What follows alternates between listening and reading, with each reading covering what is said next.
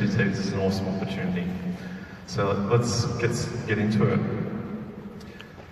My name's John, I'm with Civilise.ai, and we're a company applying artificial intelligence to civil engineering. And what I'm about to show you is a fundamental transformation of how infrastructure networks are designed and delivered on this planet. And by infrastructure networks, I mean networks like water, gas, electricity, the internet. So let's get into it. This is Yedida. She's a refugee in the Kivu province of the Democratic Republic of Congo. She uses an open fire and an unreliable source of water to both prepare food and to earn a small income. And she doesn't make much, and she's isolated from the global economy. Her story is echoed by World Bank research that shows that a key component in eliminating poverty is the provision of infrastructure. The problem is not limited to low and middle income countries. It's also in Australia and other high income countries too. In a new home, we all expect it to be warm in winter, cool in summer. We expect the taps to work, the lights to switch on, and we expect, high-speed internet that's reliable. Given global population is both growing and urbanizing, the demand for infrastructure network design is rocketing. So how is this currently being solved? Right now, there is an army of people sitting at computers, and an army of people out in the field checking things, and another army of people, a third army, telling those other two armies what to do. Now this process is manual and therefore expensive, and the results are far from optimal. Now the outputs, and I can vouch for this from my personal experience, often have errors that are not encountered until you get to construction. Excuse me, sorry, a little bit of nerves. So, this is the opportunity.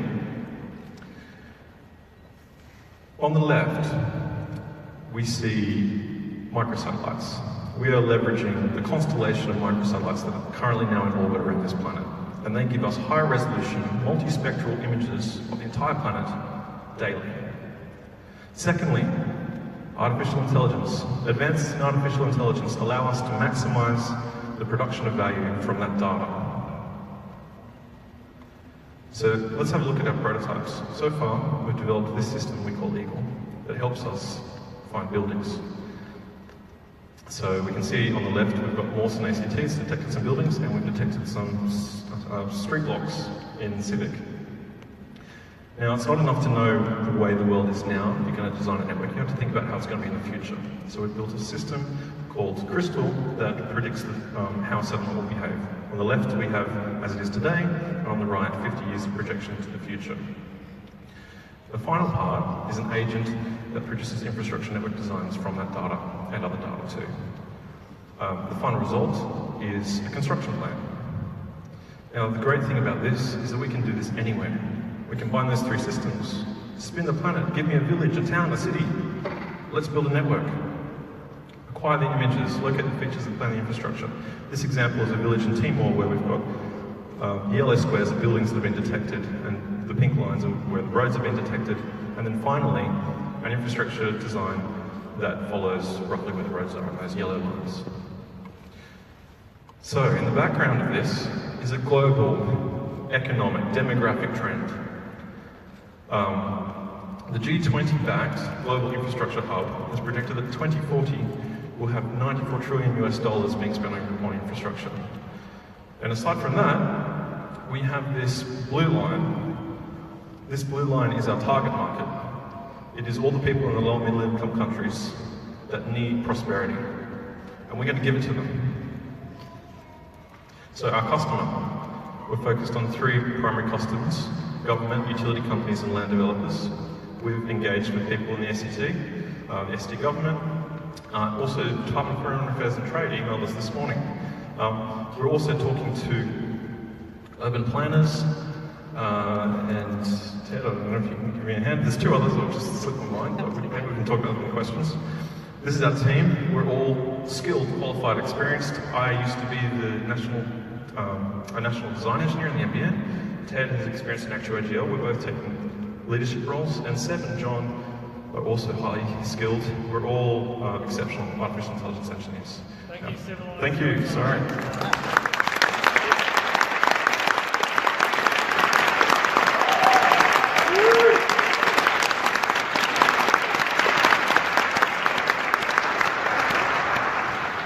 So thank you. So if I understand it correctly, you simulate development, and then from it you create prediction of infrastructure spent and where it should go, or what's the value for the customer as a government? Why would I buy it? The speed and the quality of the output. So what we will give you is what that three-army organisation will give you, but we'll give it to you better and faster. And we'll do it anywhere. But they will do what I want them to do, whereas yours is a model, right? Sure. So we've taken this into consideration. One of the things that we intend to develop, although it's not our key focus right now, is a platform where we can connect all of the stakeholders, investors, governments, planners, connected citizens. And part of that is that we show them a design, they look at it, and get very, very high iteration. And if you think about what happens if you ask an architect to update your home or something, you talk to them, they spend 2 weeks at the drawing board and come back again, and then you have another conversation that the cycle repeats. With this, it could be an hour, and here you go, you can tell us, is this right? Do you want to keep this as a national park or something? So it's that high iteration rate, and that high quality, and the scalability, and the global applicability. It's really high value for our system. So what do you need the money for? I'll give you the gimme question. Thank you very much. Extra minute. So we need data, and we need that high quality, high resolution data with the time access, because we want to be able to do predictions, and we want to be able to provide other sorts of services in order to support our ongoing development. We also need a specific kind of cloud time. So we want cloud machines that are geared for AI neural network learning. We can't buy a box off the shelf, it costs around 140 grand, but we can leverage Google's capability and we can scale as our business scales. And then we need the resources to be able to support the development, and that's in a general sense. Do we need to engage with customers more deeply? Do we need to get another machine? Do we need to acquire software licenses, etc.?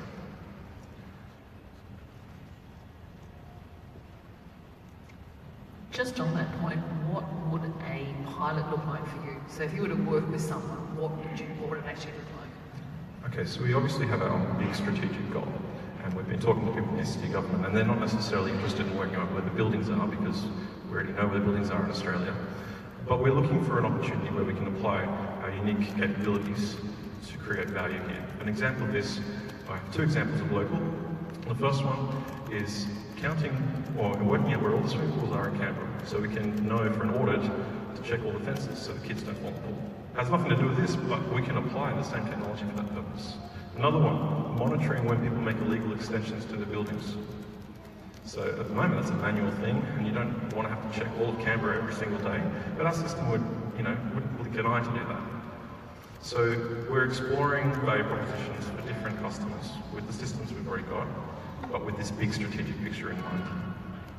Yes, Ted, please. So we're also looking for value propositions where we're able to simulate our designs alongside someone else's designs. So new suburbs like Ginninderra, someone needs to network those designs for houses to be connected to electricity, water and gas.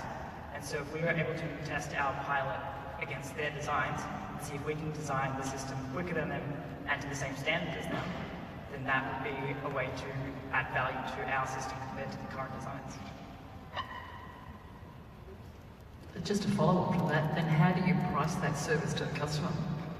So if we charge the exact same rate that the current designs are charged at, but we provide that design 3 months quicker, then that adds value to that customer.